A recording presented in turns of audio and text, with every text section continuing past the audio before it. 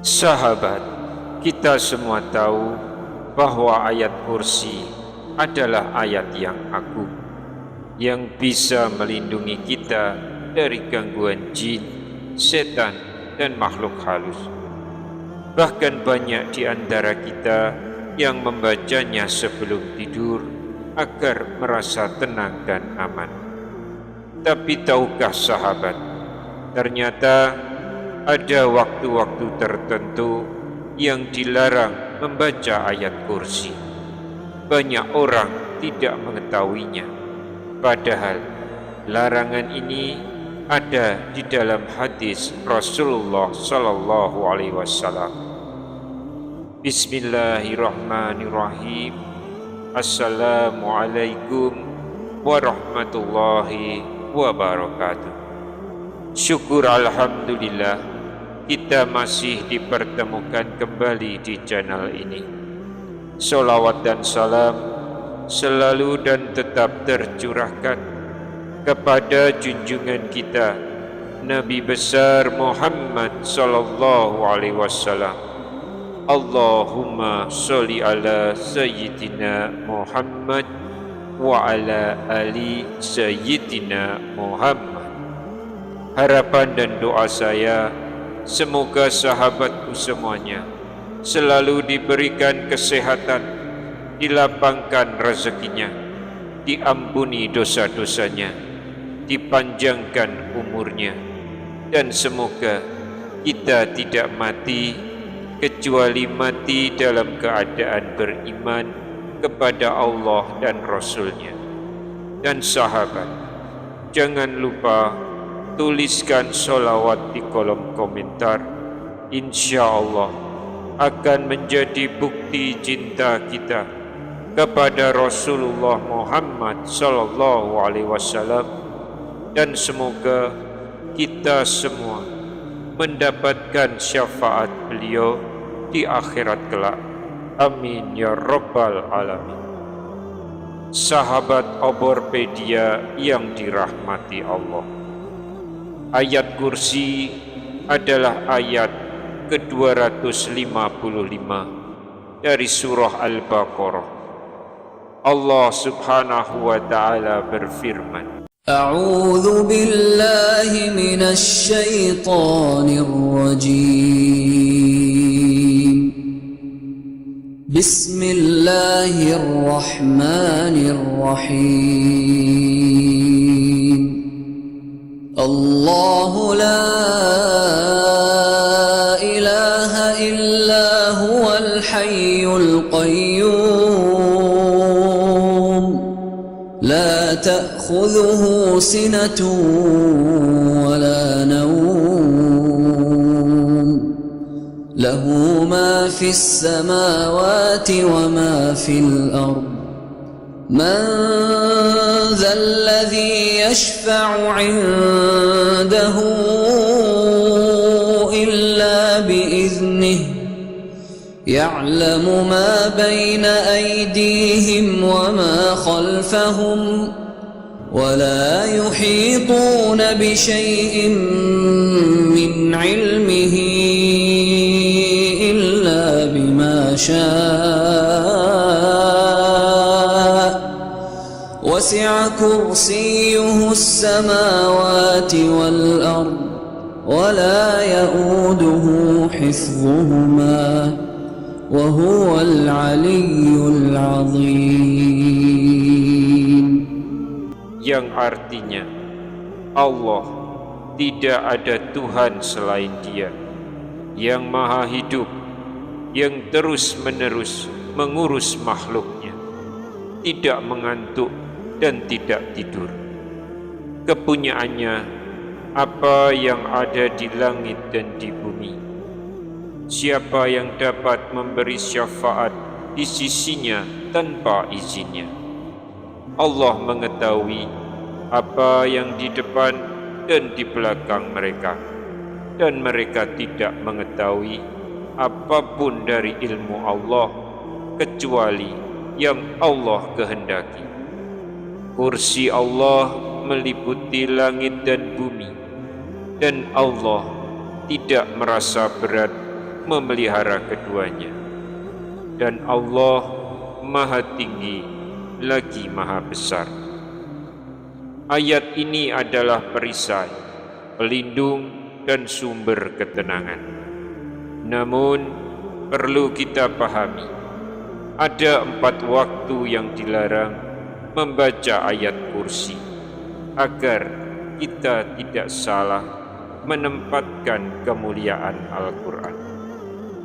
Tapi sebelum kita bahas lebih jauh, jangan lupa klik tombol like sebagai dukungan, subscribe agar tidak ketinggalan ilmu yang bermanfaat, dan tuliskan doa atau hajatmu di kolom komentar.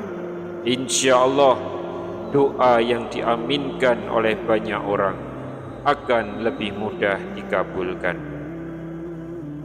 Sahabat Oborpedia yang dirahmati Allah, kita semua sepakat bahwa membaca ayat kursi adalah sebuah amalan yang sangat mulia.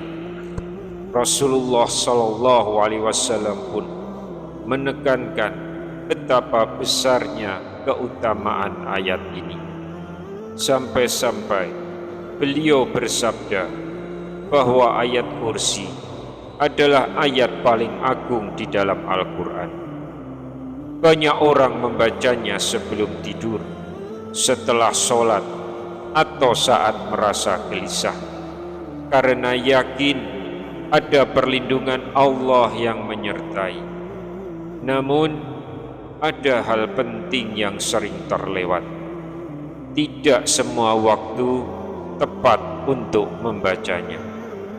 Sebelum kita membahas tentang waktu-waktu yang dilarang membaca ayat kursi, mari kita simak sebuah kisah nyata dari sahabat Nabi SAW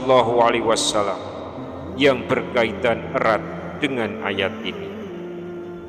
Diriwayatkan dalam Sahih Al-Bukhari dari Abu Hurairah radhiyallahu anhu, suatu ketika beliau diberikan amanah oleh Rasulullah SAW untuk menjaga gudang zakat fitrah di bulan Ramadan. Lokasi gudang itu berada di pinggiran Madinah, tempat para sahabat menyimpan hasil zakat dari kaum muslimin. Pada malam hari, datanglah seorang laki-laki tua yang mengambil segenggam makanan dari gudang itu. Abu Hurairah segera menangkapnya, lalu berkata, "Demi Allah, aku akan melaporkanmu kepada Rasulullah." Namun orang itu memohon belas kasihan. "Aku sangat membutuhkan. Aku punya keluarga yang kelaparan. Tolong lepaskan aku." Akhirnya Abu Hurairah pun melepaskannya. Keesokan harinya Rasulullah SAW bertanya, "Wahai Abu Hurairah, apa yang dilakukan tawananmu semalam?" Abu Hurairah menceritakan kejadian itu. Lalu Nabi bersabda, "Ia berdusta kepadamu dan ia akan kembali." Benar saja, malam berikutnya laki-laki itu datang lagi mencuri makanan. Untuk kedua kalinya Abu Hurairah menangkapnya, dan lagi-lagi ia memohon dilepaskan dengan alasan yang sama. Rasulullah kembali menegaskan, "Ia berdusta kepadamu dan ia akan kembali."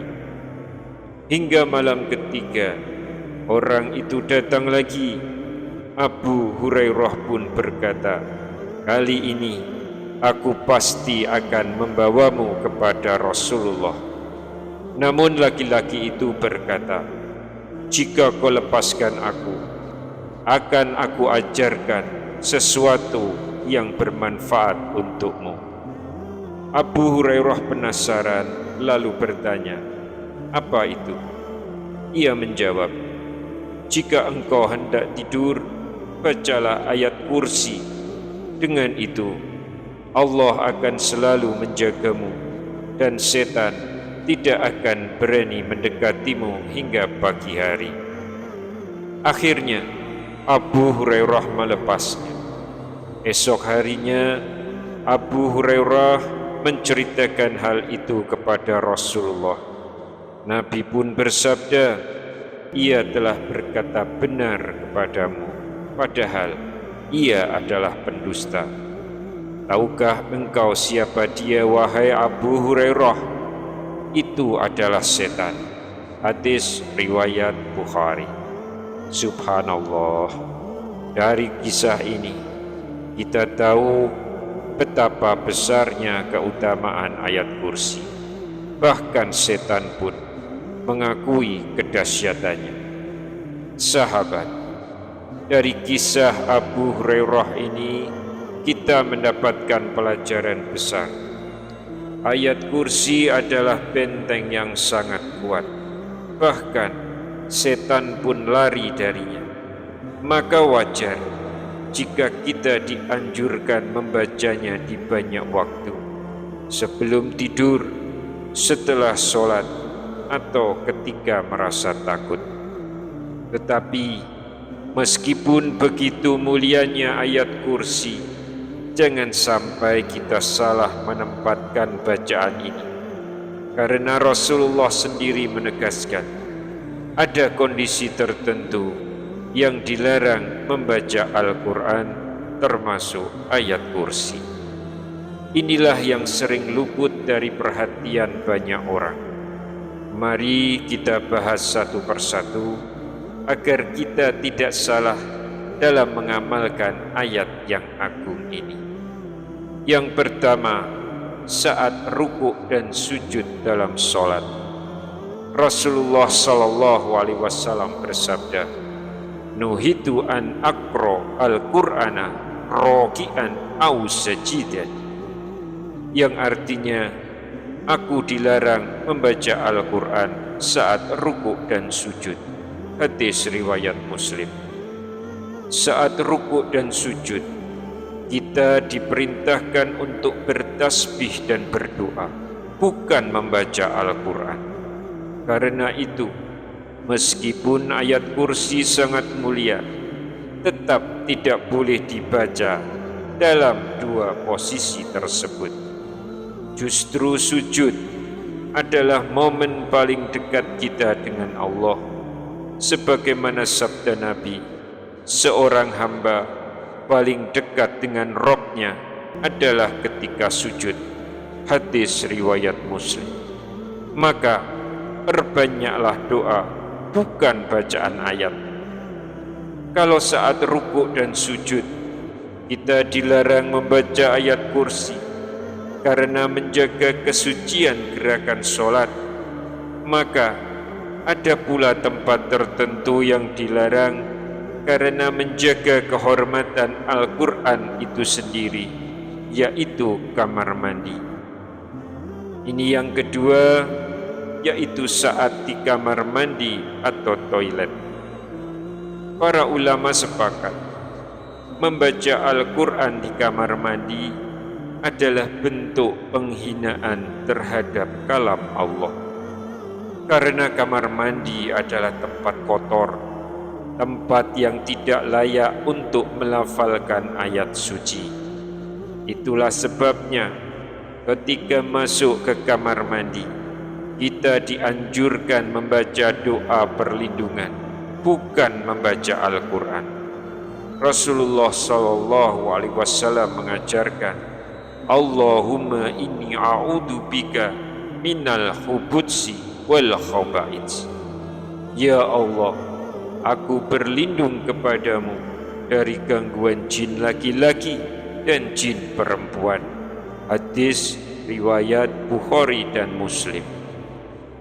Dengan doa ini kita tetap mendapat perlindungan tanpa menghinakan ayat Allah. Kalau di kamar mandi kita dilarang membaca karena tempatnya kotor, maka ada kondisi lain yang juga dilarang, bukan karena tempat, tapi karena keadaan tubuh kita yang tidak suci, yaitu saat berhadas besar. Yang ketiga, saat berhadas besar, yaitu junub, haid atau nifas. Rasulullah sallallahu alaihi wasallam bersabda, "La taqra'ul haidu walal junubu syai'an minal Qur'an." Yang artinya, wanita haid dan orang yang junub tidak boleh membaca Al-Quran walaupun satu ayat. Hadis riwayat Tirmizi dan Ibnu Majah. Artinya, meski ayat kursi sangat dianjurkan bagi yang sedang junub, haid atau nifas, hukumnya haram membacanya dengan lisan. Tetapi ulama memberi keringanan, boleh mengingat atau membaca di dalam hati tanpa melafalkannya. Namun sahabat, bukan hanya soal tempat atau keadaan tubuh yang kotor. Bahkan saat tubuh kita lelah sekalipun, ada adab yang harus diperhatikan. Itulah sebabnya para ulama juga melarang kita membaca Al-Quran ketika mengantuk berat. Imam Nawawi menjelaskan, makruh hukumnya membaca Al-Quran saat mengantuk. Rasulullah sallallahu alaihi wasallam bersabda, "Idza qama ahadukum minal laili fasta'jama Qur'anu ala lisanihi falam yadrima yaqulu falyattajiq." Apabila salah seorang dari kalian bangun malam, lalu bacaannya menjadi kacau karena tidak sadar apa yang dibacanya, hendaklah ia tidur. Hadis riwayat Muslim dan Ibnu Majah. Kenapa? Karena saat mengantuk, lidah kita bisa salah membaca, bahkan mengubah makna ayat. Maka lebih baik tidur sejenak, baru kemudian lanjutkan tilawah dengan kesadaran penuh. Sahabat, dari keempat larangan ini kita belajar satu hal penting. Membaca Al-Quran termasuk ayat kursi bukan sekedar soal lisan, tapi soal adab dan penghormatan. Jangan sampai niat baik justru berubah menjadi kesalahan hanya karena kita abai terhadap aturan.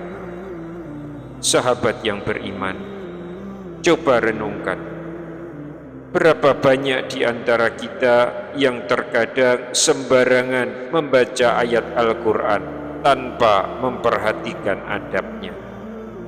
Bahkan mungkin kita pernah membaca Al-Quran saat mengantuk atau tidak menjaga kesucian. Padahal Al-Quran adalah kalam Allah yang agung, yang harus kita muliakan. Jangan sampai niat ibadah justru menjadi dosa karena tidak sesuai tuntunan Rasulullah sallallahu alaihi wasallam. Maka sahabat, marilah kita amalkan ayat kursi di waktu-waktu yang dianjurkan, seperti sebelum tidur, setelah sholat, atau saat merasa takut dan gelisah. Insya Allah kita akan mendapatkan perlindungan dari Allah Subhanahu wa Ta'ala. Tuliskan di kolom komentar, "Ya Allah, jadikan aku ahli Al-Quran." Mari kita saling mendoakan. Semoga kita termasuk golongan orang-orang yang selalu dilindungi Allah dengan bacaan ayat kursi. Jangan lupa like, share, dan subscribe agar semakin banyak orang mendapat manfaat. Ya Allah, lindungilah kami dengan cahaya Al-Quran. Jadikan hati kami tenang dengan lantunannya. Jauhkan kami dari fitnah dunia dan azab akhirat. dan matikan kami dalam keadaan husnul khatimah. Amin ya rabbal alamin. Wassalamualaikum warahmatullahi wabarakatuh.